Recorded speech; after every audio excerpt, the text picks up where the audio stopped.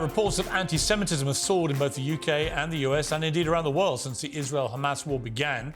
Many pro-Palestine supporters, however, believe that criticism of Israel is being censored by the claims of hate speech. Last night, Israeli President Isaac Herzog told me that a pro-Palestine march planned on the UK's Armistice Day should be banned. So are claims of anti-Semitism and Islamophobia being used to stifle legitimate criticism and indeed free speech, or rather tensions on our streets in real danger of boiling over? Well, here to debate all this is the founder of the End Jew Hatred movement, Brooke Goldstein, the host of System Update, Glenn Greenwald, and the author of Go Back to Where You Come From, commentator Wajahat Ali. Welcome to all of you. Let me start with you, Brooke. I want to read you what you tweeted me recently, because I think this will set the tone for this debate. You said, "Piers, I've been on the show. I know you to be a fair journalist, but I don't understand why you're giving these Islamo-Nazis such a large platform over and over again to spread their venom. There comes a point when you have heard their message and you've done your duty. Would you likewise host every single member of the SS in Nazi Germany for the sake of debunking? I hate to say you're not doing a good job at it. Their lies and propaganda are so carefully crafted that the more you put Hamas apologies on, the more effective they become. Asking people to debate them, to debate how many babies were killed, whether it's by beheading or by stabbing or by burning babies alive, is tasteless and disgraces the memory of the innocent Jewish people who've been killed. At what point does your journalism become a propaganda tool for terrorism? They send their best and brightest to you to engage in mental masturbation, acrobatics, and they're running circles around you. With all due respect, enough. In the battle between good and evil, there is no journalistic obligation to continue to put evil on a platform to be debated." So, I mean, that seems to me a pretty strong way to start this debate, because what you seem to be saying is that so long as I have pro-Israeli voices, that's fine. As long as I have a lot of people like you who just have one view of this, then I'm a fair journalist. But the moment I stray into people who are pro-Palestinian in a very passionate manner, then somehow I'm failing in my journalistic duty. And I would say that that right there is part of the problem, Brooke, because I have tried to turn this show into a genuinely fair platform for all sides, all arguments, all voices. And I think we've been getting the audiences that reflects, which is people like it. They like to hear both sides. Why don't you? So, Piers, thank you for bringing up that tweet. First, I want to say that's not what I'm saying at all. There's pro-Palestinian, there's pro-Israel, but you've been having pro-Hamas people on your platform, and you're giving them an opportunity to spew their virulent anti-Semitism and their propaganda that justifies Hamas terrorism.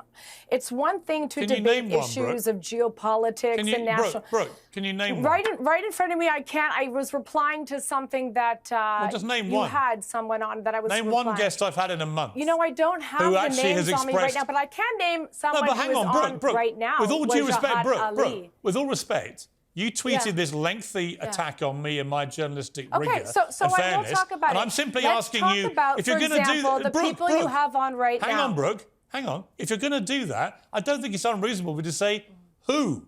Which of my pro-Palestinian guests expressed support for Hamas? Because I must have missed that. Wajahat Ali, who is on the show right now with us, for example, has deep connections to the Muslim Brotherhood.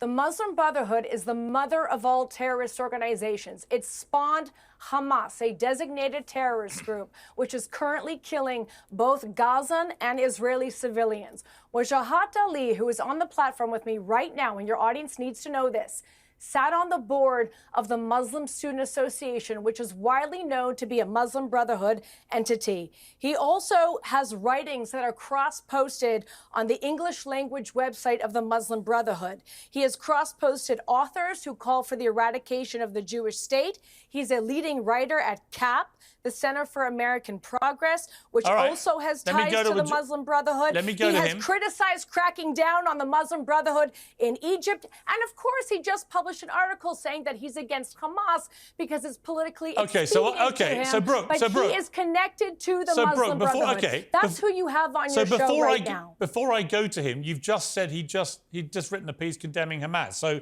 you kind of kill your own argument. Let me go to Jahad. Well, he's sucking and blowing at the same time. Okay, let me go to the man you've just been. Let me go to Jahad that they are using right now. Let me go to the man you've been accusing. Jahad, what do you say to that?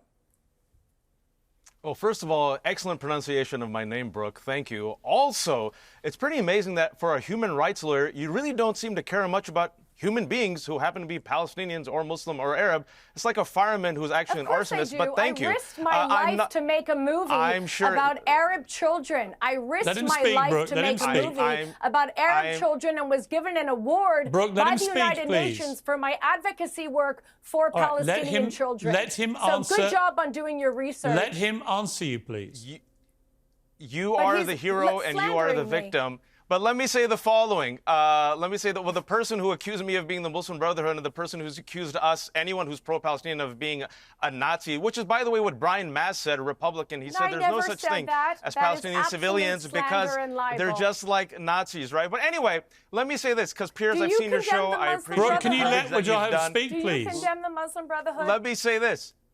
I'm going to go a step forward. Look at this. This is what I'm going to do, because I've seen people with my melanin on Piers' show. I've proactively been asked to condemn Hamas. I condemn Hamas. I condemn Hezbollah. I condemn Islamic Jihad. I condemn Muslim Brotherhood. I condemn chocolate hummus. I condemn anti-Semitism. I condemn Islamophobia. I condemn white supremacy. I also condemn Israel's occupation. I condemn settler violence against Palestinians that have killed over 100 people on the West Bank. I condemn Netanyahu using dehumanizing language that you use, such as calling every Palestinian Amalek. I condemn the heritage minister saying that he wants to drop a nuke on Gaza. I have condemned all of that. Do you, Brooke, join me in condemning everything that I have condemned? Because I think as a human rights lawyer, anyone who cares about humanity, they should condemn everything that I have condemned.